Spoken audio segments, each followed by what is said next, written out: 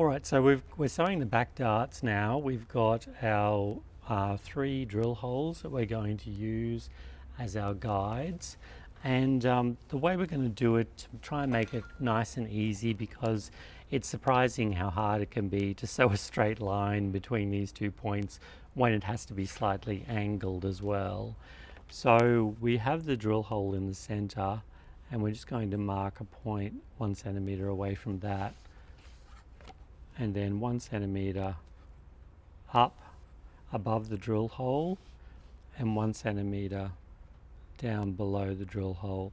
And the reason that we're not sewing to the drill holes, well, you couldn't in the middle anyway, but we're not sewing to the drill holes because there's a chance if you did a back tack there and finished sewing, when you turn it to the outside, you'd still see the hole. So we have to sew 1 centimeter past the hole so that the hole is covered on the, it's on the inside of the garment.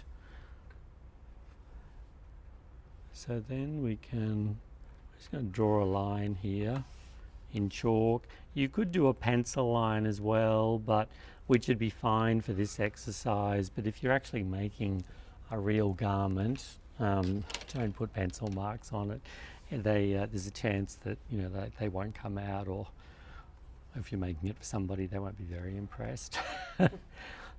Okay, so I'm folding the fabric now. So I'm folding it with the 3 drill holes on the fold there, and you can see I can still see my chalk line, and because I've got that little cross there, I can see where I start, and it is right on the stitch line there. And then I'm just following the drill hole, following the flashing a bit. The light's flashing a bit. I don't know why it does that. I'm stitching on top of the line till I get down to the middle, and then following the line again all the way down to my little cross bit there.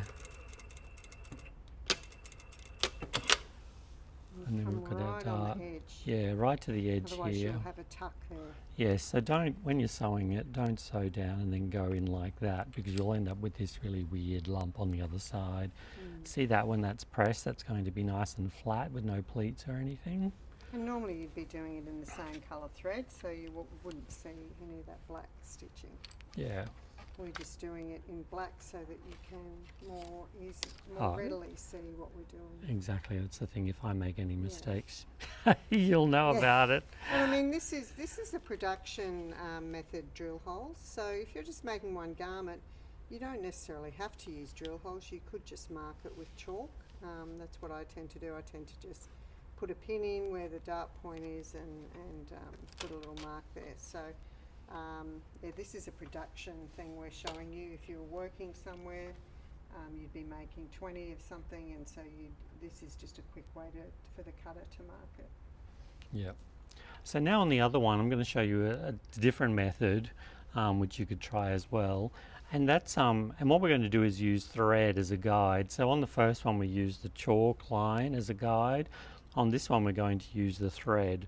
So what we need to do is the top thread here, you should be able to grab that thread, and we want to pull out as the thread so it's at least the length of the dart here. Okay, now just pull that thread towards the back here, and we're going to set our dart up. So again, the 3 drill holes on the fold line there, and we're going to start, just going to hold the thread out of the way, and I know where there's my drill hole there, and I'm starting 1 centimeter up from that. So start on that point there, do a back tack, just a couple of clicks, don't go back 2 centimeters or something, just 1 or 2 clicks.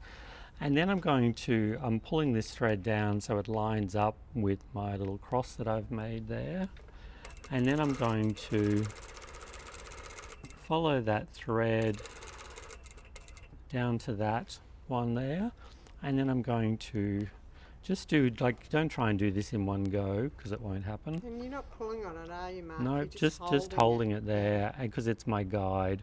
So here I've got my drill hole and my cross 1 centimetre past that. Hold this in place, and I'm going to go down, whoop, follow that down, a bit off kilter. You end up quite close to the edge by the time you get down there. Yeah. And then I've been lucky here. Sometimes when you're doing this, the thread gets caught in with the stitching, but I've been lucky and that hasn't happened for me. So I'm just going to snip that off, and that's our second dart. Yeah. Now we're going to give it a quick press. So we're just going to press our darts here on our back panel. So we're pressing the darts towards the center back, so away from the side seam here. And what we have to do is just lift up the fabric and push the iron towards the dart. That's particularly good for the beginning and the end of the dart here. It doesn't matter so much in the middle because you've actually got a lot more fabric to play with. But at the ends, if you don't do this, you'll end up with a pleat on the other side, but that should be just like a really nice, slightly rounded end to the dart there. And on the other side, again, pulling the back up and pressing into the dart.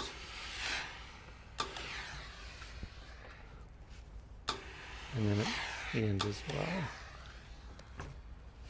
And you'll see on the outside there that there's no pleats. Because I stitched in black, you can just see the thread because I've got so close to the fold there. But Yeah, no little tucks. yeah, exactly, because there aren't any corners on the body, so we don't want any pleats at the ends here, or right angles or anything. So it just sort of skims over the body. So here we've got our back yoke. So we're going to sew the back yoke onto the back of the shirt here. I've written right side on this piece, on both of my yoke pieces. So I'm going to put the right side of the yoke onto the right side of the back panel here. We have our center back notches, and we should be able to match those. And it should be that when you match up those center back notches there, that this will cross over just enough. So it's probably a bit hard to see, but No, you need to match. Aren't together. Yeah, exactly. We need to match it up on the stitch line, which is 1 centimetre in. You don't match it up here because then that'll throw this out a little bit. It's not very much at all in this pattern, but on some it's much more obvious. So you're matching the two pieces at the 1 centimetre stitch line. And if you're new to sewing, you might want to pop a pin in at the centre back, Yeah, so that you yeah, really good idea. keep it accurate, because you don't want to get to there and it to be out a couple of mil, because by the time you get to the other end it'll be out 6 mil. Yeah, So and that's the thing, like that's why the notch is there as well, is that you're just going to concentrate on sewing from here to the centre back. You're not trying to go do this all in one go. You do it section by section and make sure everything's lined up along and the see way. how Mark's put that pin in too, so by placing it that way, you're less likely to break a needle if you Yes, accidentally don't have it going go this over way, it, yeah. and definitely don't have it going this way, Yeah. because that's the ball gets yeah, caught under you'll the end up foot. And breaking an yeah, edge. exactly. All right, so we're going to line this up at 1 centimetre, and remember your 1 centimetre is on the 4 line there, so just going to match that up there. Oops, Yeah, just on the piece solid here. line is 12 millimetres. I think Yes, this is so the American it's market. not this Yeah. one here, it's the line on the Yeah. 4.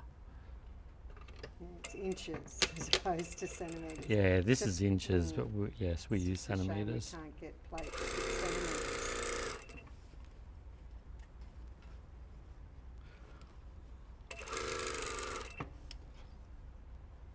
And then, if it's cut well, this should Yeah. match well on the 1 Of centimetre course it's mark. cut well, Mark. You've got it. Yes, all 110 of them. 110.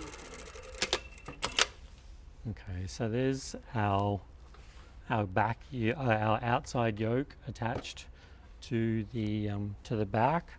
Now we have to have this one on the inside. So I've written again right side here, but in this instance the right side actually has to go here, because when we look at the shirt on the inside we want to see the inside of the yoke. So in this instance we have to have the right side facing down, so it's actually the right side facing the wrong side, or the inside of the garment. Tricky. But work your way back if you're finding that hard to figure out. Just Yeah, put so it how you want it to look. yeah, when it's exactly, finished, and put then some pins in there and figure turn it how out, you and need to do that to sew it. yeah. So you can see I've got, this is what we did originally. I'm going to attach this, and I'm going to use my first row of stitching as a guide for this to join these two together. So matching up the centre back there, and pop a pin in if you want to. Once you get good at sewing, you won't need to use pins as much. It's certainly faster to not be using them. And sometimes people use pins, but they use way too many pins as well.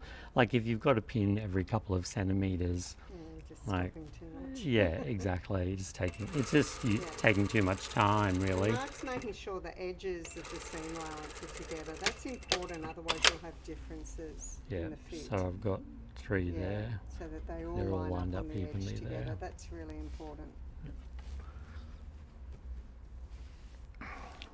So this is our yoke. So we've got the 3 and we've got the seam allowance in between our 2 yoke pieces here. And I need to get the front panels.